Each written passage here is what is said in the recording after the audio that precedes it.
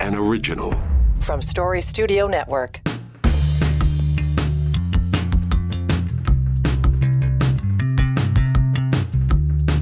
Good morning. How are you now? Yeah. Everybody asks me, what do you mean, how are you now? Well, when else does it matter? Like I'm going to say, how were you yesterday? How are you tomorrow? How are you right now? That's what matters.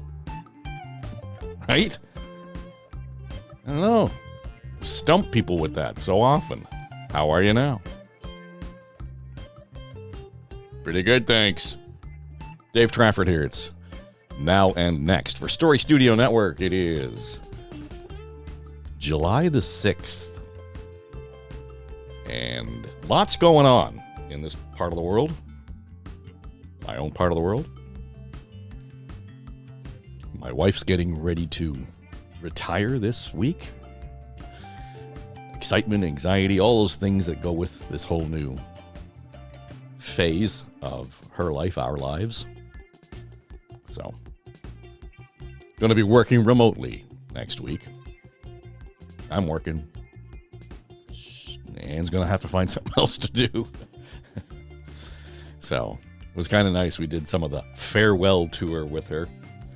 And she got to connect and say goodbye to her colleagues and staff and team. And I always find it's remarkable, you think you know somebody, right?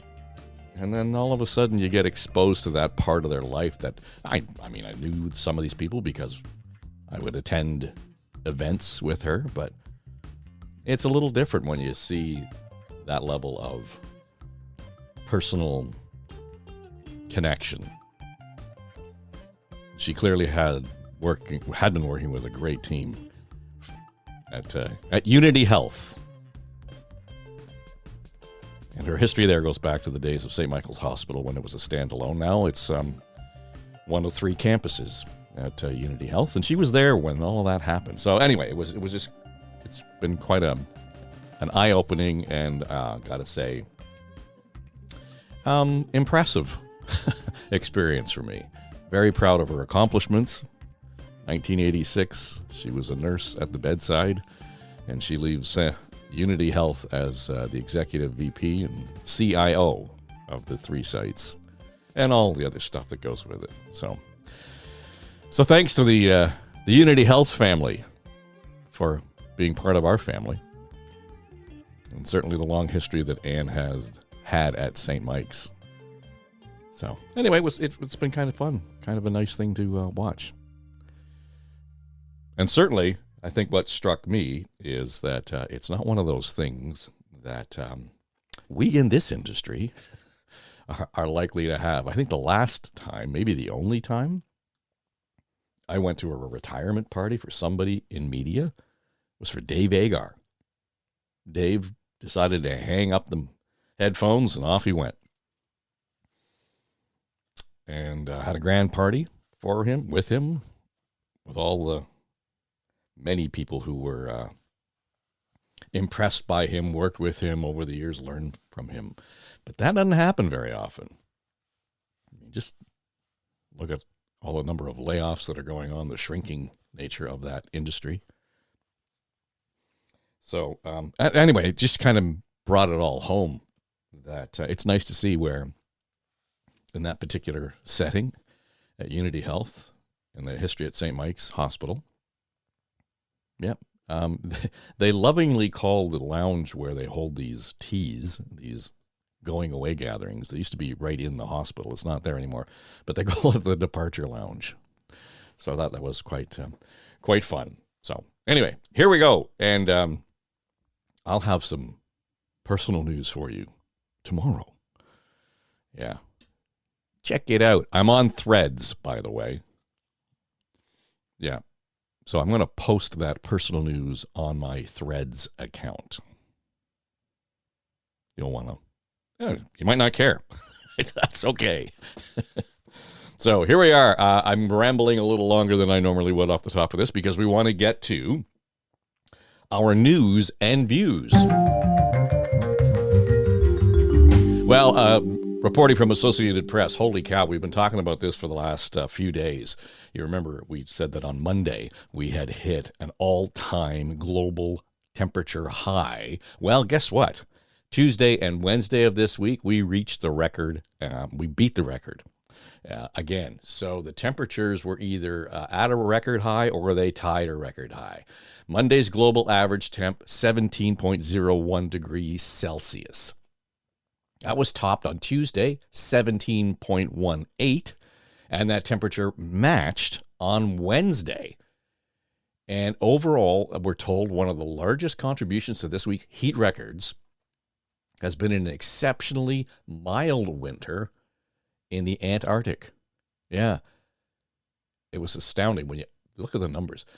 Parts of the continent and nearby ocean were 10 to 20 degrees Celsius warmer than averages from 1979 to the year 2000.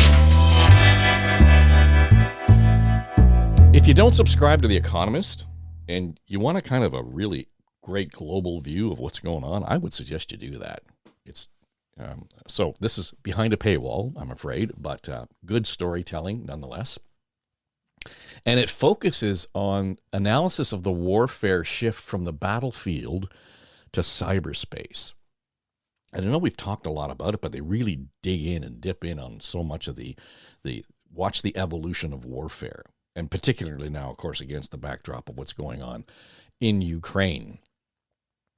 Well, you know, the whole thing has happened where the technology has allowed Ukraine to knock Russian missiles down with a real high degree of precision and accuracy. But that precision and accuracy, of course, also works in terms of hitting troops and installments of, you know, wherever they're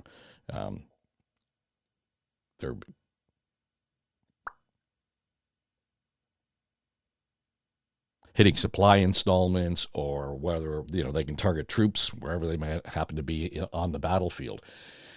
The scary number is right now, Russia is thought to have had over 200,000 casualties, killed and wounded to date.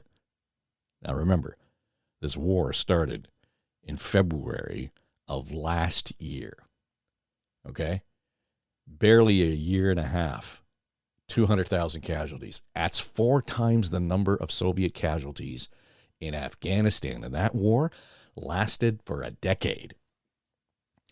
So we heard from retired Canadian Major General David Fraser, and he says that, we should just get ready for what lies ahead. He told us that 2023 will be the bloodiest year yet in this war. He made the comment in a recent episode of one of our Story Studio Network podcast series called One Click to Cyber Chaos. It's a really interesting deep dive on this kind of stuff. Kim Geddes is our host for that show, and Jeff Musson is the co-host. So I'm going to put the link to the podcast in our show notes. So I would suggest you scroll down, and if you haven't already subscribed to One Click to Cyber Chaos, do so today, because it's an eye-opener. Globe and Mail reporting this morning that Bell and Rogers is challenging the deal to sell MLSE stake to the Canadian pension fund. All of this is focused on Larry Tannebaum. He's made it known he is prepared to sell off a portion of his 25% stake that he holds in MLSE, and he's going to make the deal with the Ontario Municipal Employees Retirement Systems Pension Plan. That's OMERS. Yeah, it's a mouthful, right? The Globe is reporting that Bell and Rogers, who split the other 75% of the company that, you know, owns the Raptors and the Leafs and so on, they've objected to the move in writing. So you know it's serious when the lawyers actually put it in writing, right? Still not clear what the objections might be, but the Globe is reporting the backroom drama and intrigue, quote, is playing out at a time when valuations of pro sports and teams are soaring because of rising revenues from broadcasters and from those bloody gambling ads. Some encouraging news this morning in the Toronto Sun. I know. No, really. There was encouraging news in the Toronto Sun. Sports talk legend Bob McCown says he is on the mend after he had 2 strokes. McCown, if you know anything about talk radio in this world, Bob was a talk radio legend. I mean, before we had really much of a talk radio sector at all. It wasn't really much of a thing in Toronto, and he was already something of a sports radio and talk radio legend. Last week, he announced on Twitter that he'd suffered 2 strokes, said he couldn't walk or talk. Now, a week later, he's updated the post, says, quote, "My speech and walking have improved. Hospital staff are figuring out when to kick me out of here. I'm not well yet, but I am better." And the reaction has been amazing. So, to those of you who are reading the feed, he says, thank you.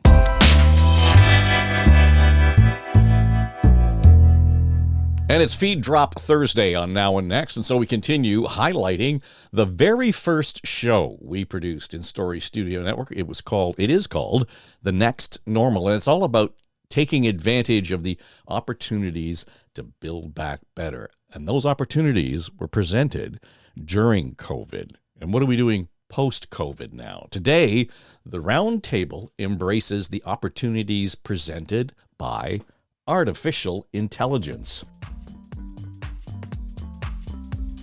Hello, I'm Erin Trafford. I'm Dave Trafford.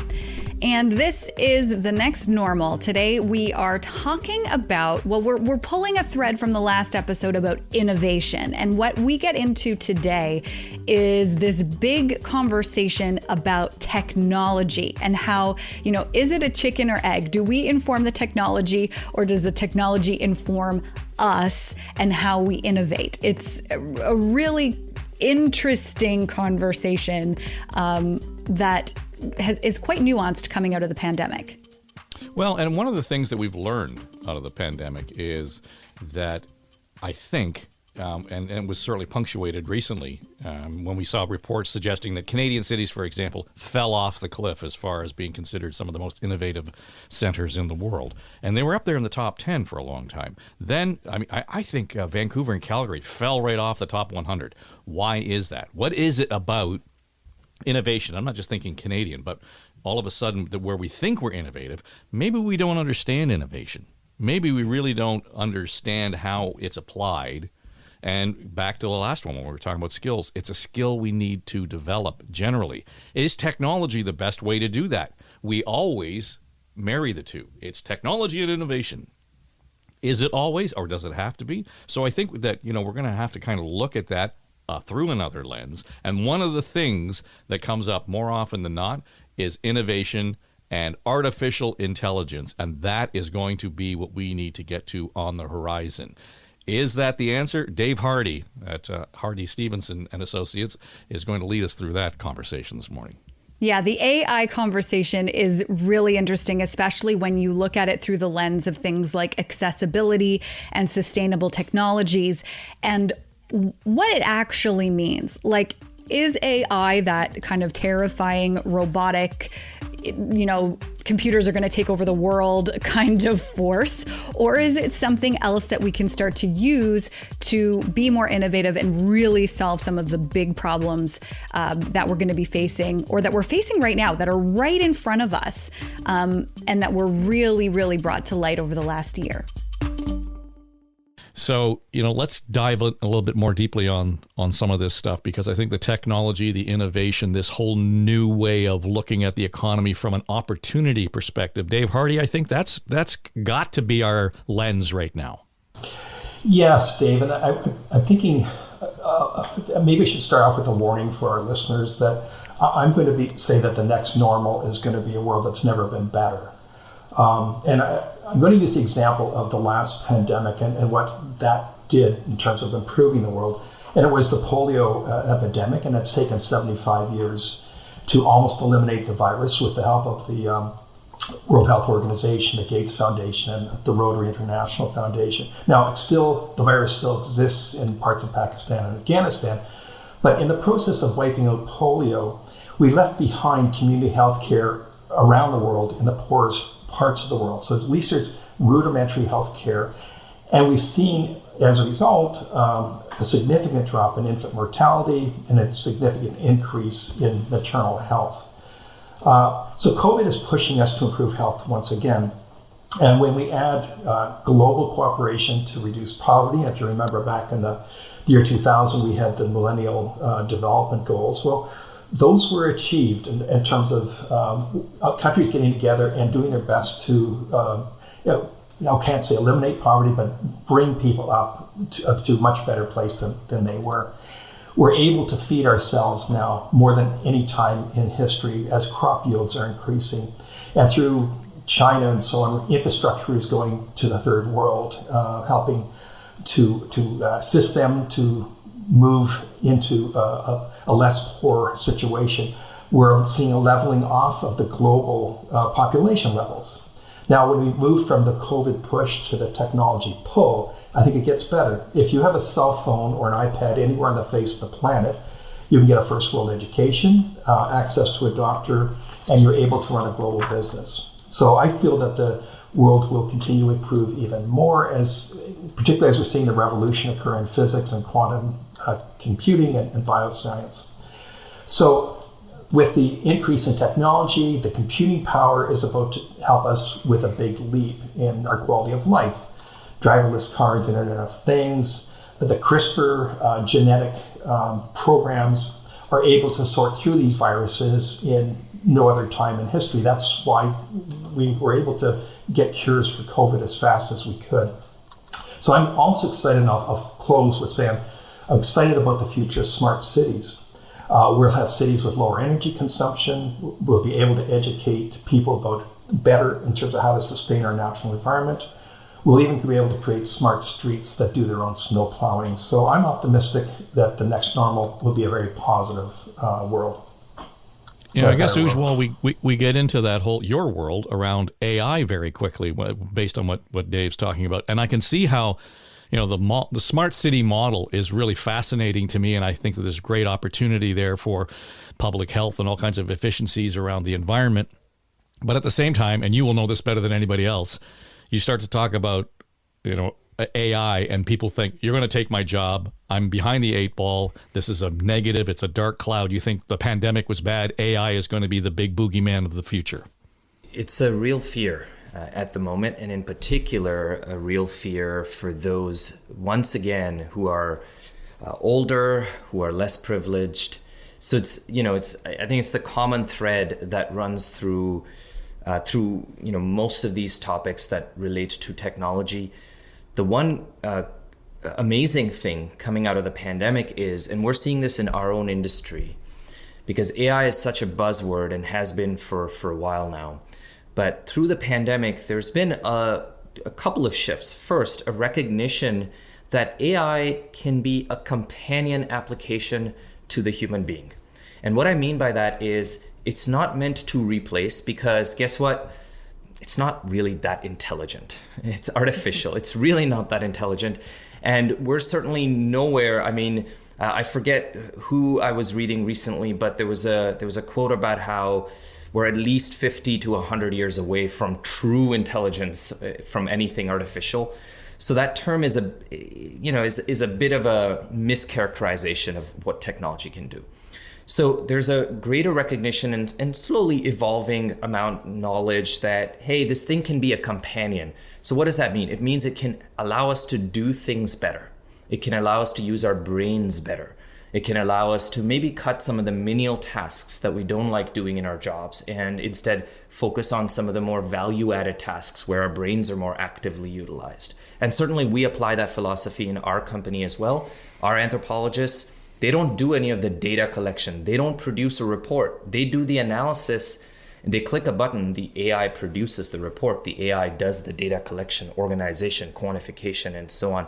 So I think that's a shift that's very interesting, and I'd love to hear what the others think about that as well. There's a concept with technology and innovation, and having had a long technology career, I always come back to this. It's technological determinism. And what that means is just because a technology exists, we feel like we have to use it.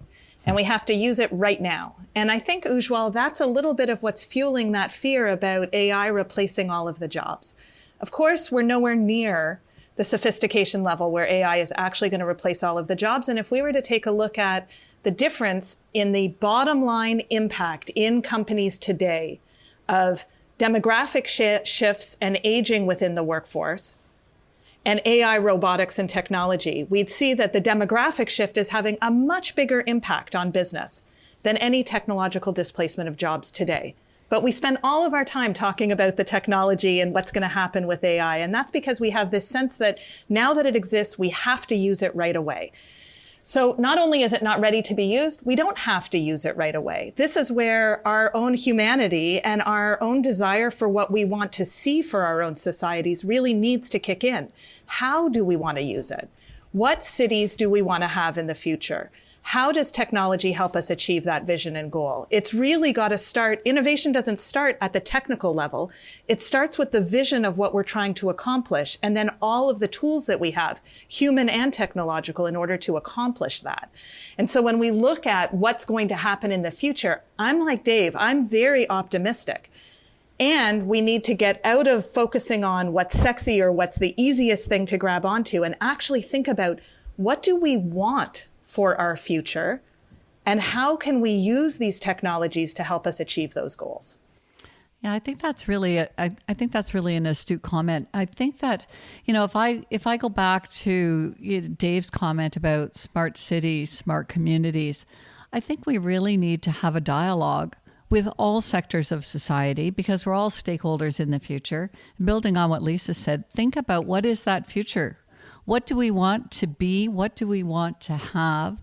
How can we be more inclusive? And where can we use technology, including AI, to help us get there? I think it's really about, the future is really about coming together and figuring out what our shared values are and what we want to co-create going forward.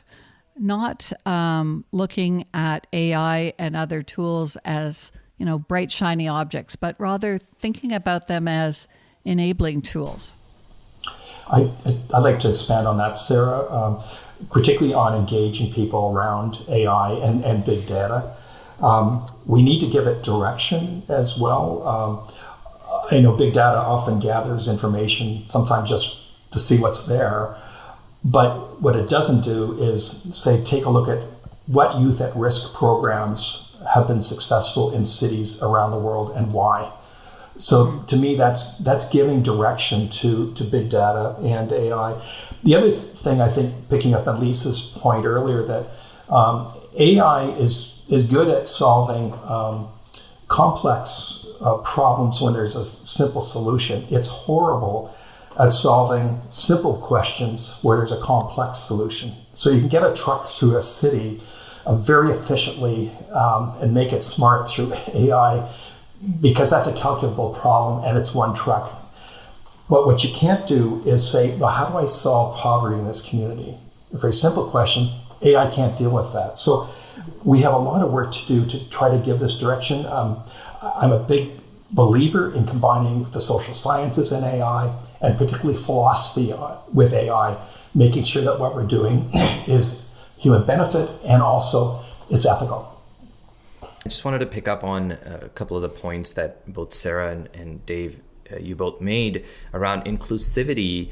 And, I think this is going to be a critical need, critical area of focus in the development of modern technology, whether it's for cities or for how we communicate with one another. And again, coming back to wanting to be positive about the future, and there are many things to be positive about. And this is one of the areas, which is that the pandemic has increased the overall level of knowledge on the issues of equity. And certainly I can see it in the entrepreneurial sector, in the startup industry in particular, where there's so much more of a focus now on inclusive design. There already was, but the pandemic has again put a spotlight on this. And I think this is an important and a positive development in the right direction. We're about halfway through this, and I don't want to lose sight of what you all just said about technology and realizing that the human component is so important here. Ujwal, start us off. Like, how does this change or inform our understanding of what innovation is in that context? Yeah, great point. I'll use an example of how we think about this internally. We wanted to innovate when it came to how research was conducted and presented to large organizations. And we looked at technology as a way to push what the human mind is capable of achieving.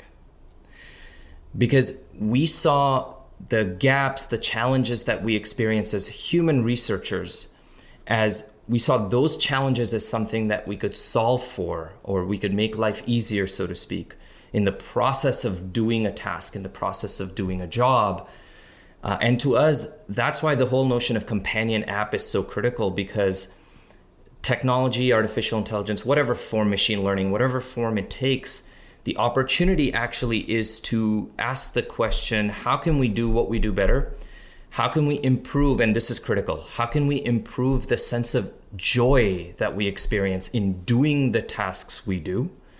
And this is something we actively think about. If you take a part of a research task, what is the part that is less enjoyable? What's the part that's more enjoyable? And how do we use technology so that we can focus on the more enjoyable portions of it? I think those are the areas that fascinate me in particular. So it's a joyful heart that creates an environment for innovation? It's asking the question about what is it that creates a greater level of enjoyment in the tasks that you do, that opens the door to innovation in ways that it won't in the past. Because in the past, we always think about innovation as efficiency, making more money. You know, it's all the sort of traditional metrics that we think about with innovation. Otherwise, you know, sort of you ask anybody on the street, why do you innovate? Well, to make something faster, better, easier, cheaper, right? It's the usual answers, but that's not the reasons why we as human beings do things. Believe it or not, we don't actually do things because they're always cheaper or faster or better. We do things because there's something else behind it. There's an innate sense of joy. There's a sense of enjoyment, excitement. That's the part that I'm trying to get at with technology, because there is room for technology to actually improve that experience rather than take away from it. So we left off the last conversation, Sarah, about talking about the need to create a culture that encourages and allows entrepreneurial skills and that spirit to flourish. Same can be said for innovation. We have, you know, I think Lisa might have made the point earlier, we're not very good at being innovators in this country, in Canada. We, for whatever reason, we put rakes in front of ourselves, or we start the conversation with the word can't. Well, I think one of the things that we need to do in terms of teaching innovation, fostering innovation, is to embrace risk-taking. You can't be innovative if you don't take risks. And we need to enable people, in starting with kids at a really young age, we need to let kids try things and fail and learn from what they did. That's what the whole scientific process is all about. And I think that we've put, especially the way that innovation is funded, I think that we put too many qualifications around return on investment at the end, and we haven't put enough focus on what the process is to enable people to learn, take risks, share what they've learned, move from it, move to the next step. Everything that people create doesn't work the first time, but often it gives them really great ideas about how to make things work the second or the third time. We have to constantly innovate. We have to constantly be reflective and adaptive in the kinds of work that each one of us does. That's really what the innovative process is all about. It doesn't have a fixed endpoint.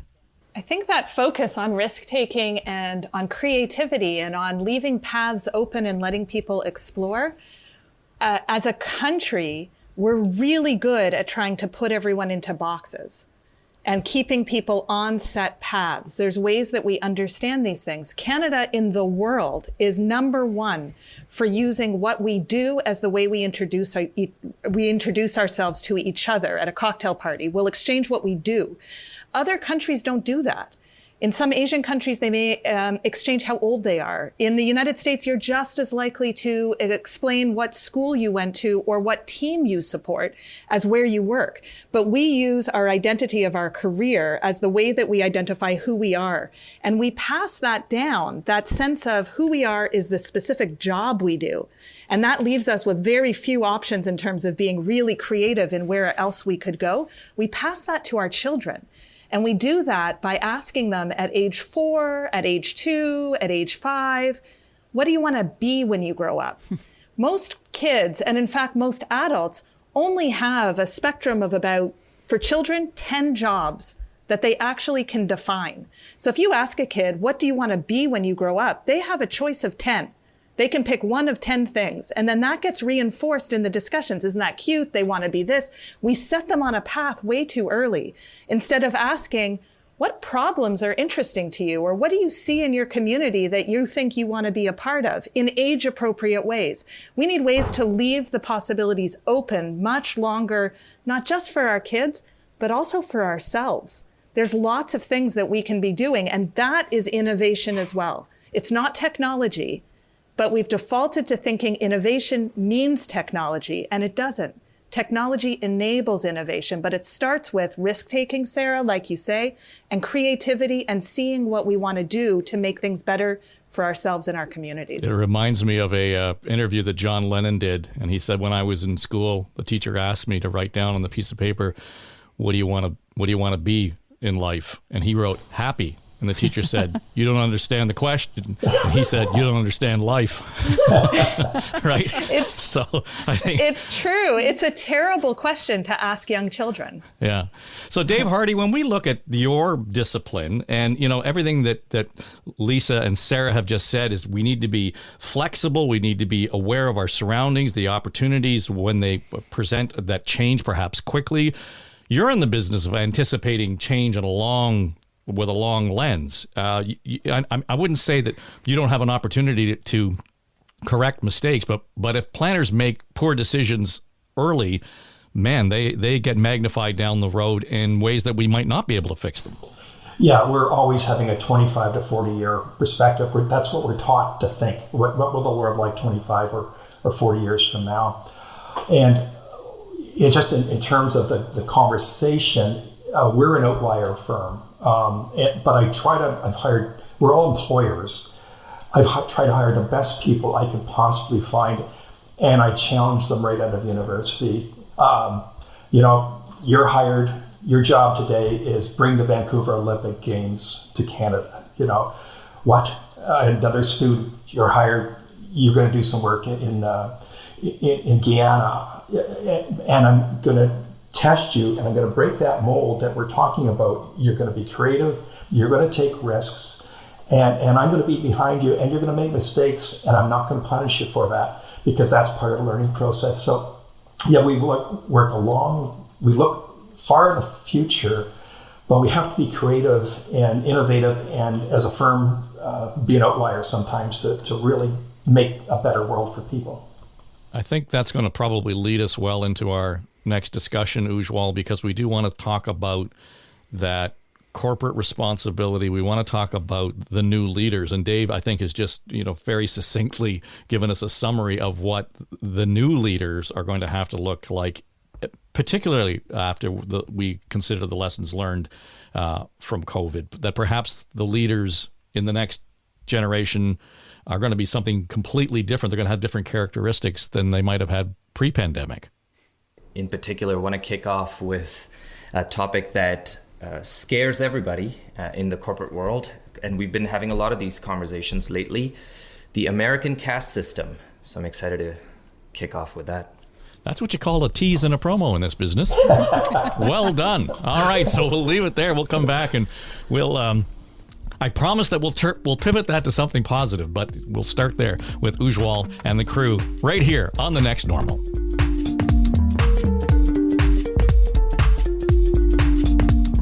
Yeah, before we started this conversation, I never thought innovation was really at the heart of Lisa Taylor's question, what do you want to be when you grow up?